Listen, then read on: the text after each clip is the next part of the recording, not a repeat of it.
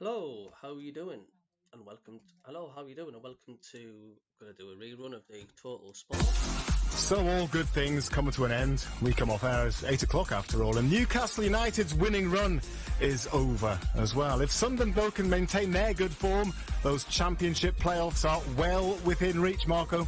Well, they definitely are, and there's great credit due to Tony and the lads, as with 4 games to go, as Simon says, we're still in reach of a playoff place, especially taking into consideration the setbacks they've faced. So let's hear your reaction to a fabulous home win and your thoughts on whether we can make it into that top 6. Well, the win and run, it came to an abrupt end at Villa Park, and we could have no complaints about the result. We were well beaten by a Villa side that played exceptionally well on the day. But you give us a ring tonight with your thoughts on 0800 234 6565. Yes, we would love to hear from you. Give us a call on that number. Dom and Nathan are waiting to take your call right now. On tonight's show, we will look back at all the weekend's action with Ahmed Diallo once again proving to be the difference for Sunderland. Still going, Ahmed, onto his left foot. He's trying to tee this off. Ahmed, what a beautiful finish. A win over Huddersfield tomorrow would push the Black Cats back into those playoff positions. Is the dream of back-to-back promotions still alive, in your opinion?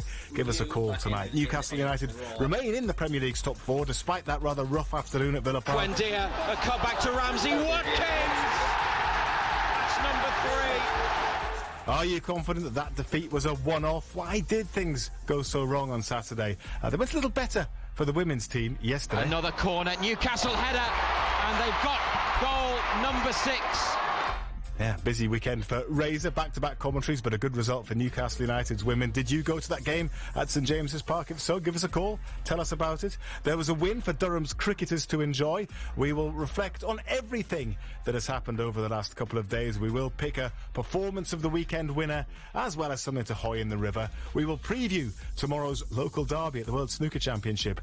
Give us a call if you want to have your say, and you can be a part between now and 8 o'clock of tonight's Total Sport. Total Sport. BBC Radio Newcastle.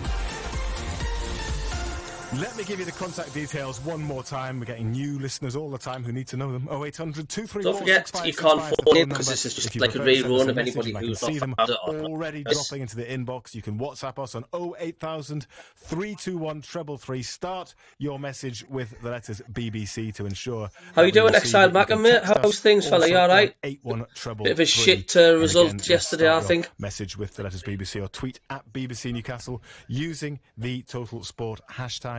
As well as Ando and Marco. We have with us our Sunderland commentator Nick Barnes. Good evening, Barnesy. Good evening. And our Newcastle United commentator Matthew Raisbeck joins us too. Hello, Razor. Hi, good evening. You've had a busy old weekend, Razor, haven't you? Yeah, Sunday, much better than Saturday. Yes, one result far more pleasing than the other. We will come on to Newcastle United's women later, but we're going to start by talking about the men and what happened Saturday lunchtime. It's nearly a decade, actually, since Newcastle United have won at Villa Park, and Saturday lunchtime proved another difficult encounter, to say the least, for the Magpies. Go on a break quickly, and Watkins is in, and Watkins hits the post. Isak in the area, goes for a shot at the angle. Good effort. And Martinez makes the first save of the match. McGinn on the right, curls in a left-footed cross towards Watkins, and then into the bottom corner. Denies. Fast forward it while they're talking about Newcastle because we're not interested. Board first, Razor or Anne, they'd have laughed them. They were surprised me. Well, midfield. It's been rare. It's Moreno again on the. Let's try and get the Sunderland chat there. Bitty game, a lot of free kick. Today's definitely Manchester United. We had and top tempo. And please, the very next one in the inbox says Dan Burn for England. He wouldn't get a game for. But a story in itself, doesn't it? Well, it does, and it's only the second time they've conceded 3 goals in a considerable amount of time. We'll still going to do it. The Mags just need to skip this forward. He likes what a target play. They will be level on points with them, but have a better goal difference and a game in hand. So the position's still strong, isn't it? Yeah, unless they lose 7-0 on Sunday to Spurs. But I'm going to go early. They're going to beat Spurs. I think they'll bounce. They've played a chasing team change for the...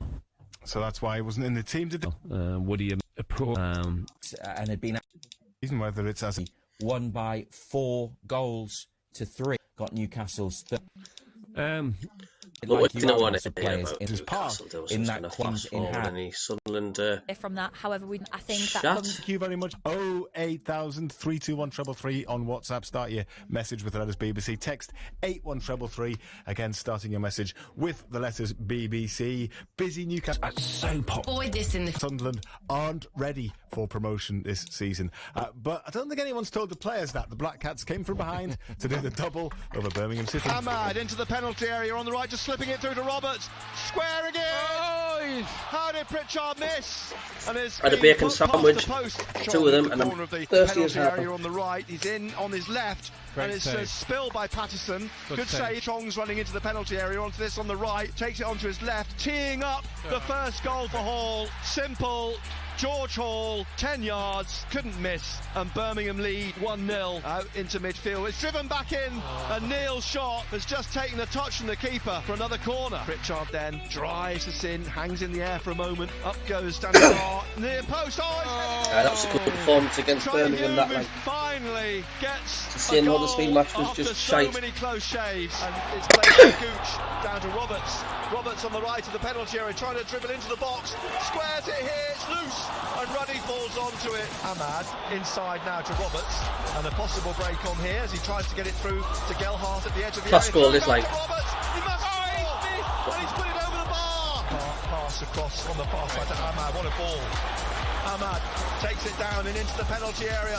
Still going Ahmad onto his left foot. He's trying to tee this up. What a strike! Ahmad, what a beautiful finish! Goal!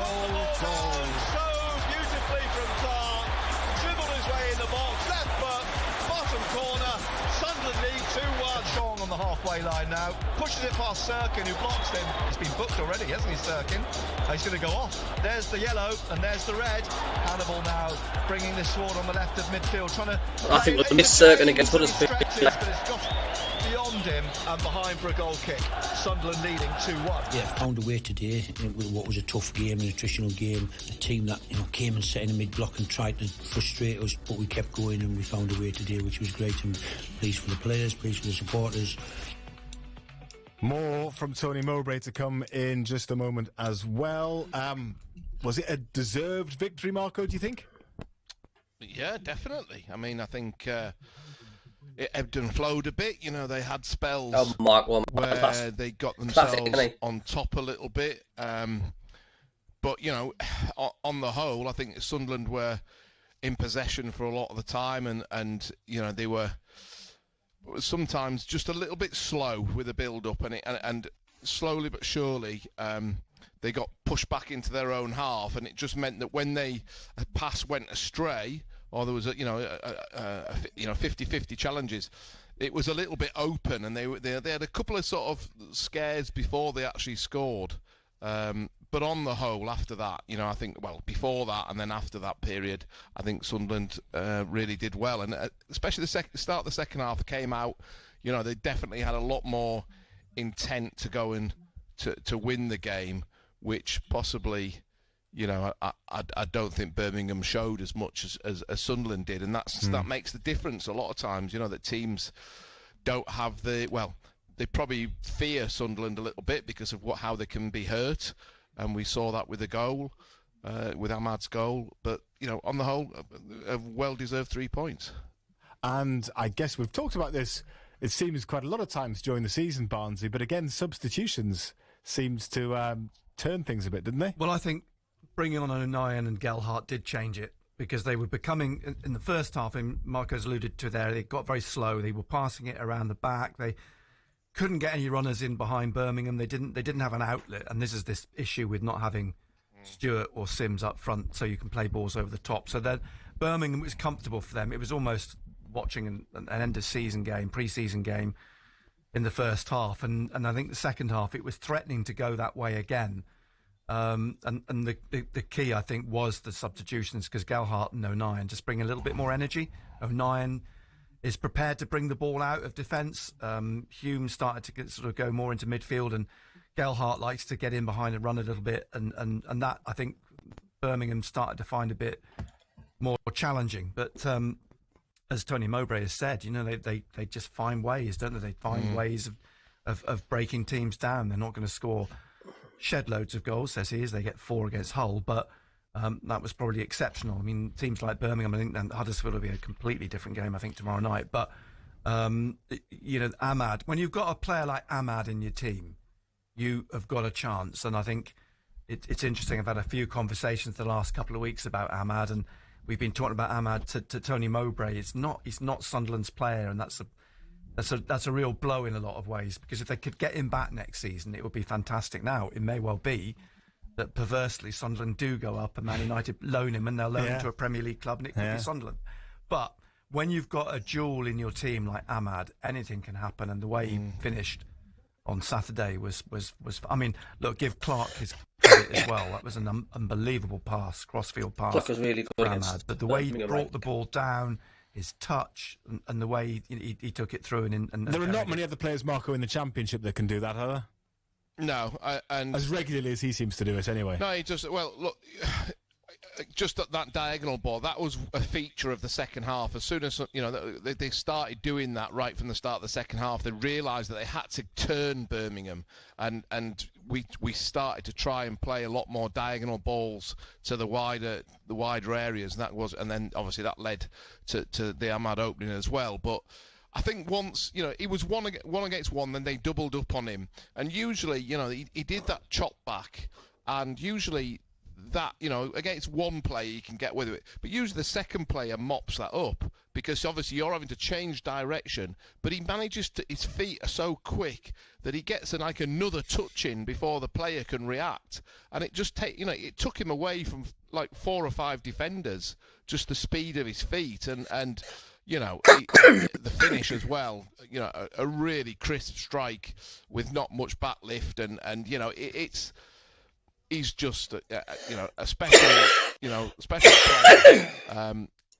The challenge, it's interesting what Nick's saying there as well. The dynamic is strange because, look, managers get a bit funny because he's not his player. So Tony's probably planning for next year in his head in many respects, and he knows that he can't rely on that player being there, and it's really frustrating. Yeah. And I think the fans maybe feel that a bit as well. But at the same time, we've got to enjoy what we've got at the moment, and you just never know. You just never know. But we're not far off being, we would be a top 6 side if we had our centre forward fit. That is just what I've been saying all season. And I saw some comments last week, people going on about Evans.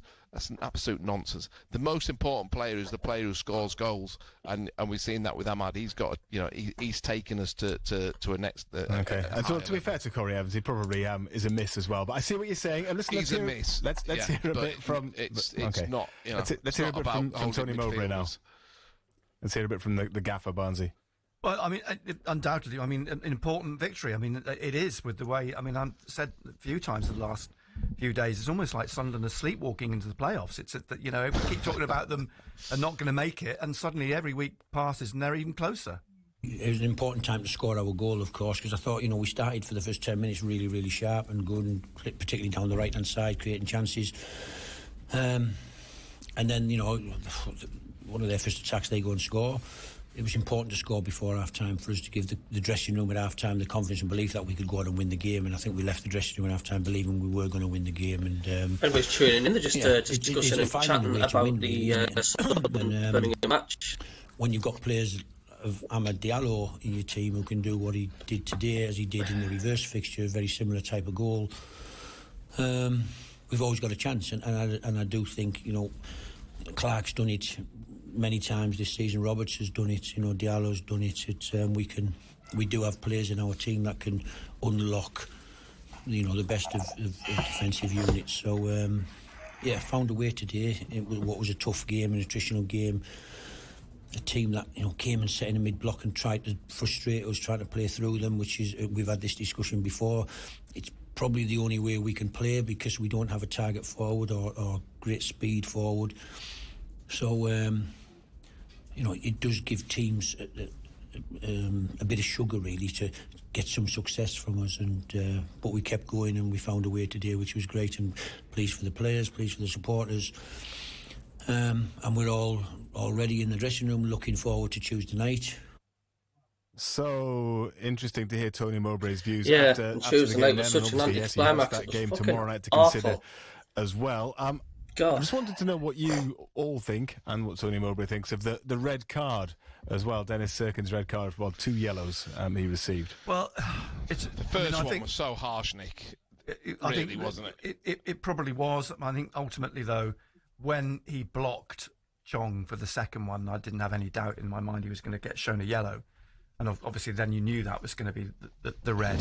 I mean, he got an elbow in the face for his pains, but I did say to Tony Mowbray afterwards, I felt it was one he took it for the team, basically, because Chong was through. And I think Cirkin knew what he was doing. It was that typical defender block. You stop to halt the player, and Chong put his elbow in his face. But I thought as soon as he made that block, right in front of the referee, I thought, no doubt, that the second yellow is going to come out. So ultimately, you can say yes, it was probably harsh because of the first one, but there is another angle yellow. It makes it look like Chong changes his angle of run to run into him. I think that's irrelevant because I think Cirkin was going to make the block come whatever. What may. Yeah. What did you think of that second one, Marco? I thought the first one was super harsh, especially he'd let quite a few things go, and then all of a sudden he just pulled a card out for Cirkin. The first one in the first half wasn't hardly anything in it at all, and then I didn't think it was as Cirkin actually was turning to run. He did go across his line a little bit, but you are allowed to do that. He didn't actually just stop and block him. He was turning to go where the ball had gone. So altogether harsh, but probably not too much of a talking point. But it was interesting to see the lads how they reacted, because we didn't go time wasting, did we? We were still doing what we did against Hull the other night, playing it, trying to get in the box, people overlapping. I mean, and you sort of have to just put your brave pants on and just sort of go, okay, well, that's how we do it. That is how this team plays, and we're down to 10 so inconsistent. That's the trouble. Yeah. You can joke about it. If they'd conceded, you probably wouldn't have the same. Well, it's quite interesting because we were talking to Tony today about the referee, and he actually didn't have many complaints about the referee at the weekend. He said, on top of that, he said, look, we got the time that they added on at the end of the first half, the time added on at the end of the game. He said, looking back over the game overall, a few complaints about the referee. I thought he handled the game well. Should we hear a little bit more from him now? Well, these are his thoughts when I asked him about Cirkin taking one for the team. Yeah, I haven't really discussed it with him, to be honest. I haven't really looked it back, but I've said to him it's fine. It's professional football. If anything, he might have been left out on Tuesday anyway, because he'd been out a long, long time, and to play back-to-back games in such a short period and then play another one, he'd be under threat of injury. So for him to sit out and watch the game knowing that he's not going to play isn't such a bad thing for Dennis Cirkin. We do have O'Nien, who's as we've talked, is an amazing footballer, an amazing personality, and we will find an answer to the conundrum of what the team's going to look like on Tuesday night. Well, a couple of people saying that Cirkin was a bit unlucky to be sent off, looking at some of the messages here, but do share your views on that. We've still got lots to talk about. Quick word about that game tomorrow night, Barnes. We'll talk more about it, obviously, in the build-up to kick-off on BBC tomorrow evening. Well, one thing Tony Mowbray said today is Neil Warnock's team will be they'll be completely different to Huddersfield. They man mark. He says that's going to be the big issue for Sunderland. Every single player will be chased across, chased around, chased up and down the pitch. Because how do you combat that then, Marco? Do you just have to run around a lot and give them the run around? Yeah, I mean, that's going to be fun, isn't it? It's going to be like the Keystone Cops. Can you imagine down our right-hand side when you've got Roberts and Diallo and Gelhardt, like all whoever, Pritchard, it's going to be like some kind of theatrical play, isn't it? They're going to be running in and out of their players are going to be running into each other. I mean, it's going to be difficult for them to do it. Look, it's not nice being man-marked. It's a difficult thing to do. We used to do it training sometimes, and I used to hate it. But you just sort of you have to find space, and at the end of the day, it only needs. The good thing about it is it only needs one lapse of concentration or one really good bit of play, and all of a sudden the plan goes to pieces, because then what do they do? If Ahmad is running through and he slips his man and everyone else is man marking, he's sort of got a free run on goal. So it is a strange system to try and play. It's working for them. The results, apart from Swansea on Saturday, have been very, very good. And they've got three massive centre-backs, so it's going to be... Yes. And the other problem is that Sunderland have got someone out who we don't know who it is, because Tony Mowbray didn't want to give it away to Neil Warnock, which particular player won't be man-marked tomorrow night. Luke O'Nien will play, he says, dependent on his wife, but he's penciled O'Nien in to play. Okay. It'll be interesting to see whether he sticks with this sort of... He said it wasn't a 3 at the back, but then it was a 3 at the back on Saturday. Then he changed the system, basically, and he changed it up front as well. Because of the mobility. Makes for an interesting night tomorrow night. Now, I'm going to read a message out from David in Durham, and it's on a topic that clearly needs to be addressed again, unfortunately. David says, once again, for the umpteenth time, missiles have been thrown into the North Lower from the away section. This time, disabled child and her parents were lucky they didn't get a serious injury. The club's statement is a joke. We'll hear that in a minute. And they haven't even posted Carl Stewart, if we go to reach to a wider up, audience. do you think Fan it's safety do you not think it's too early, mate? I do. Put at I risk think it's too when early. they go to a match, and every game now. But I don't think we'll. As to whether you'll get. I don't think we'll make the playoffs. To be honest with you, excuses. They need to move the away think fans the, to the lower tier, or install netting. The Huddersfield draw last night in front of the away section. Basically, I think sealed our fate for the playoffs. Not now, a bad season by all means. David, there are a couple more like that. But I think I'm not surprised. And the will not be one of incident this was a season. I think flare it's safe which to was say. thrown from the Birmingham fans, and it landed beside. And it's a young lad called Charlie, who's severely disabled in a wheelchair, and the flare got lodged in the wheel. What you're listening to, he was just reruns of the Total Sport Show from BBC Radio Newcastle, for those that hasn't heard any of this. His first game back after spinal surgery, he was distressed, his mother was severely distressed. Yep, Carl, another year in the Championship will definitely suit me as well, but we need to build on this side, because now, I just think this squad at the moment ago, is just not promotion material. Meetings with the fans. He's got the strength in. They've made the decision they're not moving the away fans, and they're not putting nets up. Not going to go into all the reasons now, but that's the decision taken by the football club. I think the policy is to try and get more stewards, train up more stewards, get more club stewards into the away section, and try and police what happens in.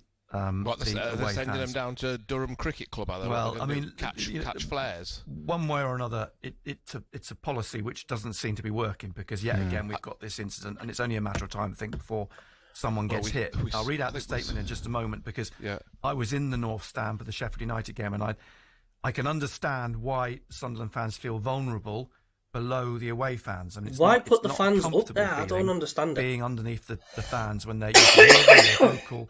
And you know that there have been incidents in the past where things have been now, this is the statement from the club. Definitely, mate. And if we did go up, most of our players would drop and not ready for the Premiership. Oh, God's sake. From the Birmingham fans. It wouldn't last 2 minutes. AFC condemns the unacceptable conduct of a small minority of away supporters during Saturday's fixture at the Stadium of Light.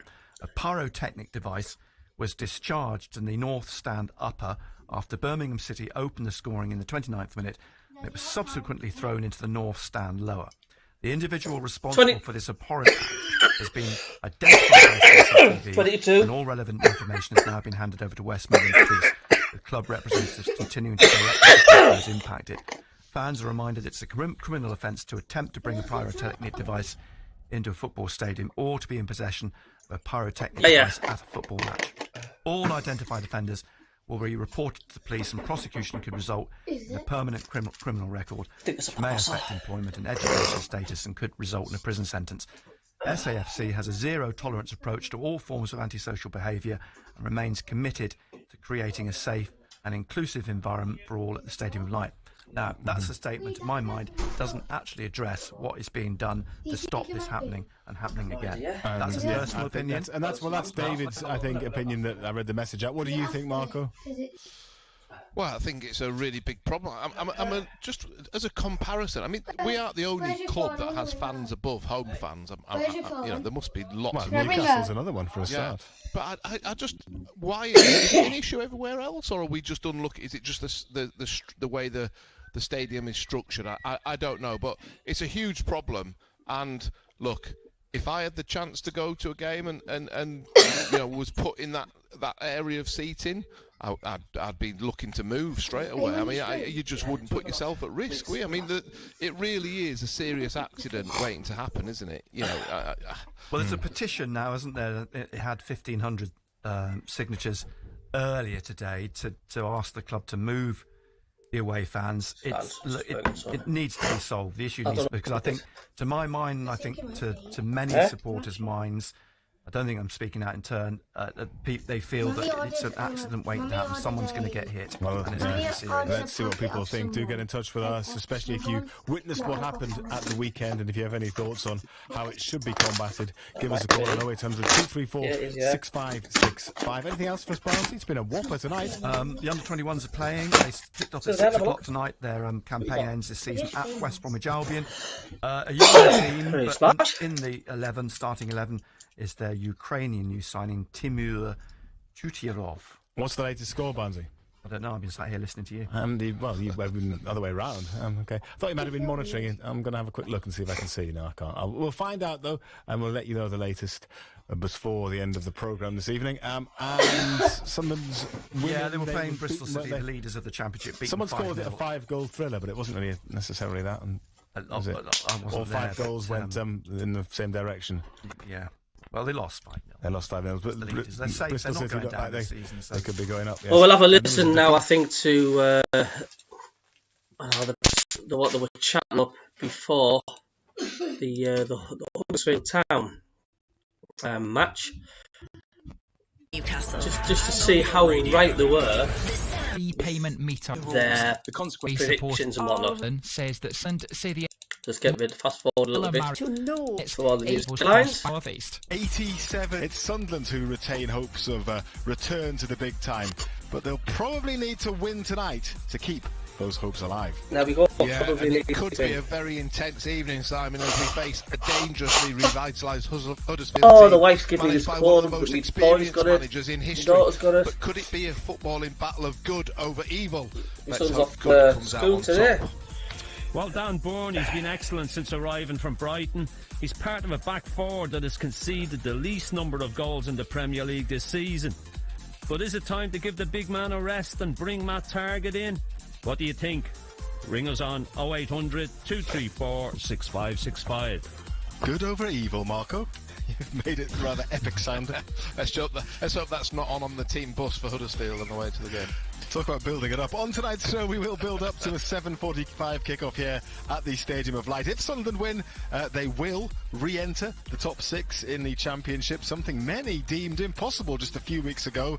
Huddersfield, well, they are fighting for their lives under Neil Warnock, and their form's improved, so it will be tough. How do you see it going? Give us a call or send us a message. We will bring you team news when we get it, and the usual opposition lowdown to provide you with an invaluable insight into this evening's foe. We will continue to analyse Newcastle's defeat by Aston Villa, and you'll hear from a man many are calling to be reinstated to the team. Matt Targett hasn't started a Premier League game since September. Would you bring him back into the side for that Spurs game? Give us a call tonight or send us a message. We will be at the International Stadium too, where Gateshead could secure their National League status this evening, and we'll keep you up to date with everything else going on as well, including a North-East derby on the green bays, and it's stayed green today, of the Crucible. There'll be plenty of time for you to have your say as well, of course, so do call us and be a part of tonight's Total Sport. Total Sport. BBC Radio Newcastle. The number to dial is 0800 234 6565. You can send us a WhatsApp message as well. I'll pick them up here. 08000 321 333. Start your message BBC or text 81333. Again, beginning your message with the letters BBC. Our Sunderland commentator Nick Barnes is alongside me here at the Stadium of Light. Hello, Barnesy. Good evening. And our Newcastle United commentator Matthew Raisberg. Well, I've no idea where he is, but I don't really care as long as I can hear him. Hi, Pridey. I'm sitting next to Ando, just keeping an eye on him tonight. Okay, well, other way around, I would say. Yeah, so maybe. We will come up to you both and talk Newcastle very shortly. Benno will, of course, be joining us up here in time for the commentary later on as well. Forecast, Barnesy, is good. Nice conditions. Still some sunshine over on the east side of the ground. That will soon disappear, of course. It is a bit chilly, but there's going to be no rain tonight, I don't think, and pitch in good condition again. Yeah, lovely night. It's perfect in footballing terms. The pitch is, again, now looking good again after it's been reseeded a month or so ago, and perfect for the last few games of the season ahead of the Beyonce and Pink concerts in the summer. Ahead of the playoffs and then the Beyonce and Pink concerts. I mean, they would go 6 tonight, Marco, with a win, which it is amazing, really, because you probably wouldn't have believed that after the defeat by Stoke, the 5-1 defeat here by Stoke City. I think a lot of people thought then, and people called Total Sport, didn't they? Said, right, the season's going to peter out or whatever, but, don't be too downhearted. Mid-table's not that bad, and just kind of keep... But now... They've rallied, and here they are, and I guess it's, other results have helped them as well to get to this position, but it's still on. Yeah, and you looked at some of the fixtures after that Stoke defeat as well. There were some tough fixtures. I think that game at Norwich, I think they planted a flag on the top of the hill, didn't they, and just said, look, we're not going to give up. We're still going to keep going, and they've followed that up as well. So it's been I think a riveting season, hasn't it? You haven't been able to sort of take your attention off it because we've always been in with a fight. I think every game we've, maybe except for that Stoke one, and we have had, they've been pretty close affairs, and I think that's, great. The manager takes great credit for that, but obviously the players as well, that they've just found a way. It hasn't always been textbook, and it hasn't always been, we haven't been particularly consistent because it's been very difficult to keep the team consistent because of all the injuries and setbacks that we've had, and I think that obviously looks like it's going to continue in these next few games as well. Yes, speaking of injuries and setbacks, well, the setback first, that was Dennis Serkin's red card, which means he is suspended this evening, Barnesy. Fairly straightforward as to how he is replaced, would you say? Well, Luke O'Nien's going to come in. I mean, that's what Tony Mowbray made quite clear yesterday. So O'Nien's a straight swap for Serkin.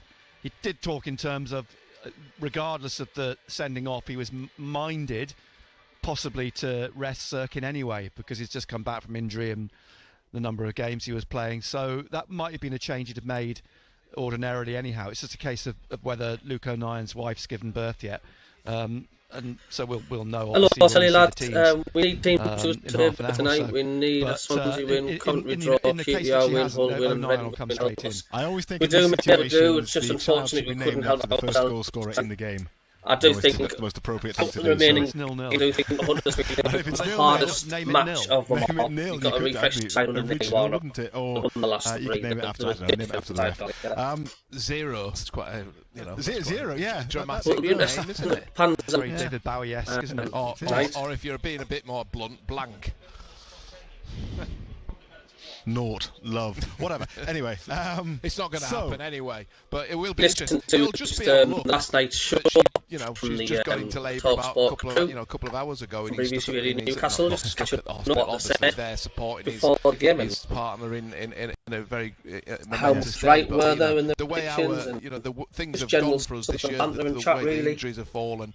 It wouldn't be surprised me if Luke. Have you seen him, Nick? Please reassure me. No, I haven't seen Luke today, no.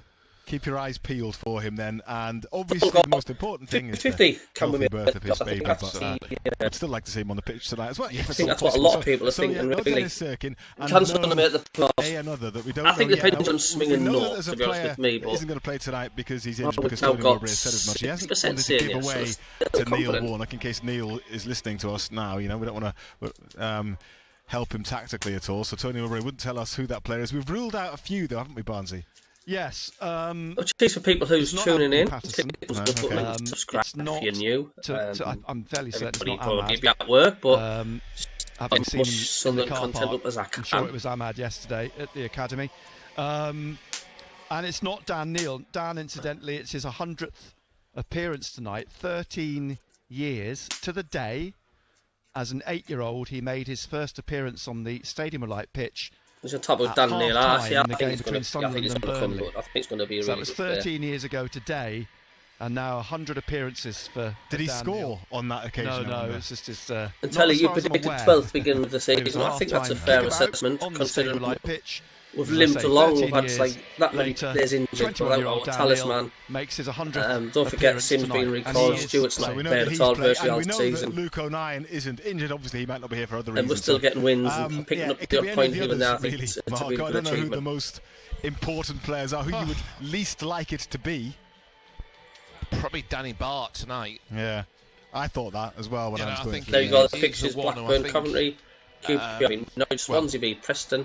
We scored from a set piece last week, which is a rare thing in this season, and it was due to him. Of course, Millwall last night they lost. I thought at the time, Rotherham, he's Burnley, the only player really who could head that ball in a Sunderland shirt, and they didn't Stoke mark lost him, which was bizarre. Birmingham will be pulling the hair out about that. But I think he's probably the one who we really need tonight. At Stadium Light lost at home again. Can't Can't work football. Well, we'll have team news for you in just around about half an hour's time. It's not too long to wait to find out what that starting 11 will be. I mean, there'll be lots of eyes tonight, Barnsley, not ours unfortunately, because we can't really see them from where we are, but lots of eyes will be on Huddersfield's fans, won't they? Hopefully no missiles will be hoyed. I mean, they don't have any particular reputation for it, so I'm not accusing them. I'm just saying because it happened against Birmingham and it's happened previously, it's going to be something that people are going to be a little bit tense about, particularly those people in the lower part of the north stand. I've had a long conversation this evening when I arrived here with the safety officer, or one of the safety officers. I mean, it was a long, protracted conversation about what can they do to stop this happening, and it's very, very difficult. The nets conversation has come up. It's not seen as a viable solution to put a horizontal net across the front of the stand for a variety of reasons. Sheffield United have done that. They're taking theirs down because it apparently gets full of clutter and muck, and it's very difficult to clean. It's not very practical, and it doesn't actually stop because of the trajectory of the stand. It doesn't stop stuff coming down, so that's been knocked on the head. Now a vertical net, to just move the fans to where obviously one that comes from the roof of the stand down to the front, that has been knocked on the head as well, so to speak, because of the difficulties of maintaining it. It needs 3 or 4 abseilers every so often to clean it, and the actual mechanisms of attaching it and getting it fixed are seen as too. I think there's just too much to do. The best solution appears to be, and this is probably then down to individual clubs and the cost effectiveness of it, the best solution, the one solution that does seem to solve problems, is if the visiting teams bring their own stewards. Psychologically or whatever, 60% say yes, we will make away fans, if they have their own stewards around them, the behaviour seems to be better for whatever reason. Now, the other solution is, you've got the pyrotechnic dogs, but that hasn't stopped flares getting in, and pyrotechnics. On Saturday, the flare, or the whatever it was that was thrown, was tucked in the bottom of the trouser leg of a tracksuit bottom of the person who threw it. These things will get in, and there was also issues with coins being thrown. Now, whatever you do, you're still going to get people. There'll be some mindless idiot who will still chuck something, and whatever you put up doesn't necessarily stop that. But the issue here is specifically you've got the fans above the home fans. Now, the other solution, of course, is to move the away fans, but they feel that's not an option because there'd be too much opposition to fans, wherever you move the away fans to, having to move from their own seats to somewhere else in the stadium. So there's no ideal solution, and I know they're racking their brains in an attempt to try and find a way of stopping and mitigating. Now, the ratio of stewards per fan is quite low, actually. It's about 1 steward to 250 fans at the moment, away fans, which is a ridiculously low number of stewards because they haven't got the numbers. So they need more. So they need, and I know the club are actively trying to employ more stewards. So that's not because they don't want to employ them; there just aren't stewards available. They're just not available. Right. So this is these are national recommended numbers. Ideally, it should be I think 1 steward to 60 fans. That is the that would help as well if there are more people keeping an eye on. That would help as well. Okay. Now on top of that is